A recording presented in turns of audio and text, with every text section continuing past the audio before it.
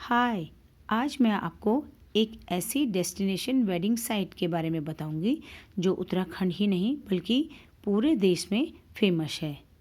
और ये जगह है उत्तराखंड के रुद्रप्रयाग ज़िले में स्थित त्रियुगी नारायण मंदिर, जिसको यहाँ की बोलचाल की भाषा में त्रिजुगी नारायण मंदिर भी कहा जाता है। और यह वह गांव है जहाँ पर ये मंदिर स्थित है। यहाँ पहुँचने के बारे में बात करें तो यह ऋषिकेश से केदारनाथ मार्ग पर अगर आप चलें और गौरीकुंड से थोड़ा सा पहले सोनप्रयाग नामक जगह, जहाँ पर कि सोन नदी अलकनंदा से मिलती है, वहाँ से एक रास्ता कटता है और लगभग वहाँ से 12 किलोमीटर आधे घंटे की दूरी पर सोनप्रयाग से त्रिजुगी नारायण मंदिर स्थापित है। ऐसा माना जाता है कि इस मंदिर का निर्माण शंकराचार्य जी के द्वारा करवाया गया था और ये मंदिर केदारनाथ की तरह स्थापत्य शैली से मिलता जुलता है। और अब ये देखिए, ये वो गांव है जहाँ पर ये मंदिर स्थित है। ये पूरा उसका एरियल व्यू है और ये आपका मंदिर त्रिजुगी नारायण मंदिर जो है आपको दिखाई दे रहा है। डेस्टिनेशन वेडिंग के लिए त्रियुगी नारायण आजकल काफ़ी चर्चा में है।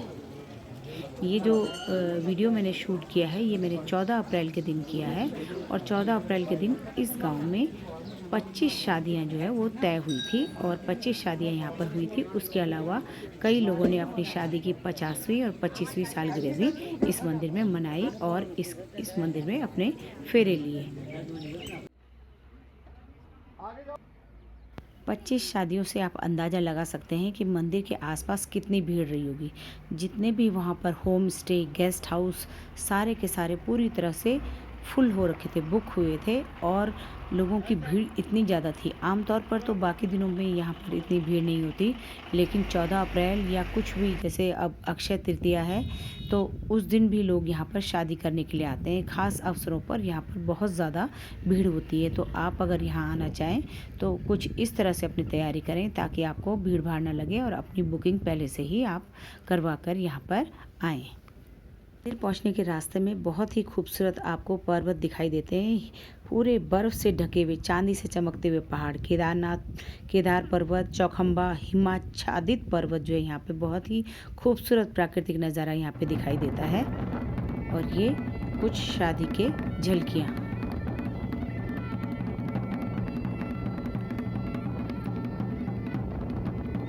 पारंपरिक गढ़वाली वाद्य यंत्र, ढोल, दमोह और ये मांगल लगाती हुई उसी गांव की कुछ महिलाएं जो कि विवाह समारोह पर खास तौर पर आमंत्रित की जाती हैं और ये वहां पर आकर के मांगल गीत, जो विवाह के लिए शुभ गीत होते हैं, उनको ये गाती हैं।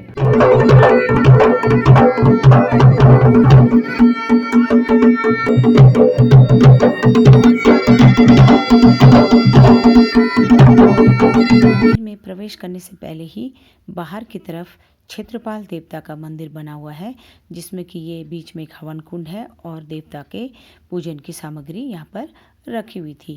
क्षेत्रपाल देवता ऐसा माना जाता है कि रक्षा करते हैं।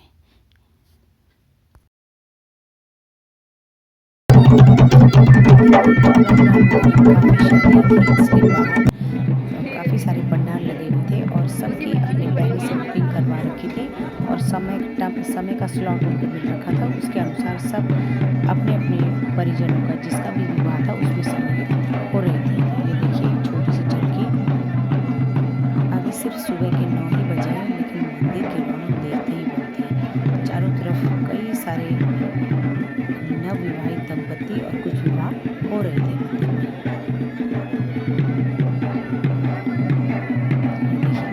खूबसूरत नज़ारा, किस तरह से मंदिर को सजाया गया है और ये मंदिर के आसपास के घर और उनके खेत खलिहान आपको दिखाई दे रहे होंगे। यहाँ के लोग सीधे साधे, देखिए, आलू की खेती लोग करते हैं। इन्होंने बातचीत में बताया कि पहले इतने ज़्यादा यहाँ पर आलू हुआ करते थे कि पूरे ऋषिकेश तक नीचे ट्रक सप्लाई करके जाया करते थे, लेकिन अब क्योंकि जंगली जानवर, सुअर और बंदरों ने इतना उत्पात मचा रखा है कि सिर्फ इनके अपने भरण पोषण के लिए ही ये उपलब्ध हो पाते हैं। और ये मंदिर की ओर जाने वाले रास्ते में लगी हुई कुछ दुकानें, जिसमें कि पूजा का सामान, सजावट का सामान और प्रसाद आदि बिक रहा था। यहाँ पर लकड़ी की बनी हुई त्रिजुगी नारायण के सुंदर से मंदिर की मूर्तियाँ भी यहाँ पर सजाई गई थी। और ये देखिए कुछ कड़े वगैरह जो बेचने के लिए आमतौर पर लोग यादगार के तौर पर अपने घर पर ले जाते हैं मंदिर से, निशानी के तौर पर उस जगह की, ताकि वो जगह उन्हें याद रहे। और ये वो मार्ग जहाँ से मंदिर की ओर जाया जाता है। ये मंदिर का खूबसूरत दृश्य। इस मंदिर की इतनी मान्यता है कि बहुत सारे नामी गिरामी लोग, सेलिब्रिटी भी यहाँ पर विवाह संपन्न कराने के लिए आते हैं।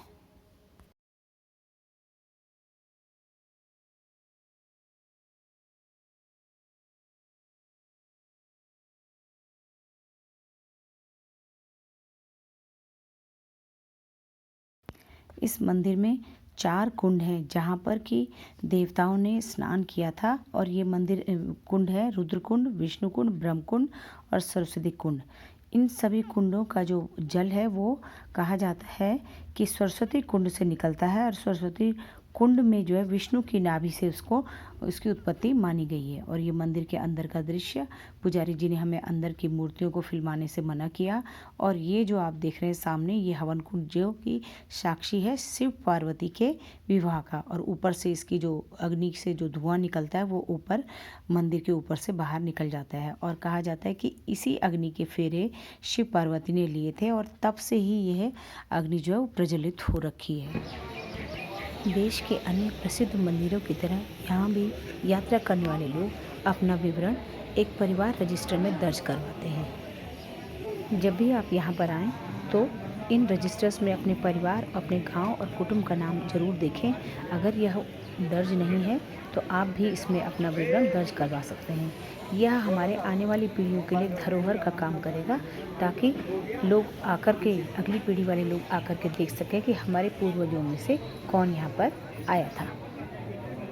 मुख्य मंदिर के दूसरी तरफ एक और मंदिर है जहाँ पर कि शिवलिंग विराजमान है। और मंदिर के पीछे की तरफ ये देखिए नवविवाहित जोड़ा एक अपना फोटोशूट करवा रहा था और नीचे की तरफ दूसरा एक विवाह समारोह संपन्न हो रहा था।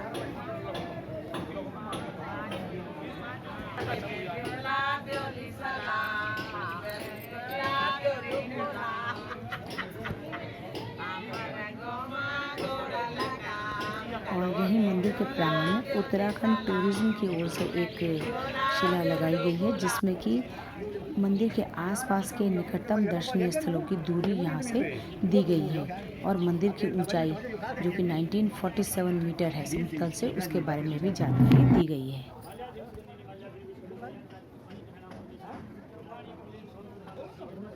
इस मंदिर के पुजारी जमलोकी ब्राह्मण जाति के लोग होते हैं, जो कि यहाँ के मंदिर में पूजा अर्चना और विवाह समारोह आदि संपन्न करवाते हैं। और ये देखिए एक नवविवाहित जोड़ा जो कि मंदिर में प्रवेश करने से पूर्व गणेश भगवान की प्रतिमा में जल अर्पित कर रहा है। और ये कुंड के तीनों कुंडों का जल अंत में इस कुंड में एकत्रित होता है।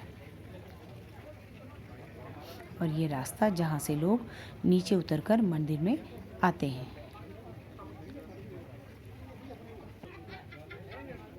इस कुंड का जल और इससे आगे इस कुंड का जल जो है मंदिर में गणेश भगवान की प्रतिमा में और शिव जी में अर्पित किया जाता है। एक द्वार मंदिर का ये है और दूसरी तरफ से यहाँ से प्रवेश नहीं किया जाता। दूसरी तरफ जो सामने आगे की तरफ दिखाई दे रहा है वहाँ से मंदिर में प्रवेश किया जाता है। और ये मंदिर के अंदर का दृश्य है। मंदिर के अंदर प्रवेश करते ही बीच में सामने एक ये हवन कुंड है जो कि शिव पार्वती के विवाह का साक्षी है। और ये माना जाता है कि ये जो मंदिर की अग्नि है तब से आज तक जल रही है। सामने भगवान विष्णु का, स्वयं नारायण भगवान विष्णु, माँ सरस्वती और देवी लक्ष्मी के साथ यहाँ पर विराजमान है। और एक बड़ी सी मूर्ति भगवान सत्यनारायण भगवान की वहाँ पर है। लोग इस हवन कुंड में समिधा यानी कि लकड़ी चढ़ाते हैं और इसकी राख को अपने सुखी दाम्पत्य जीवन को चलाने के लिए अपने घरों में ले जाते हैं।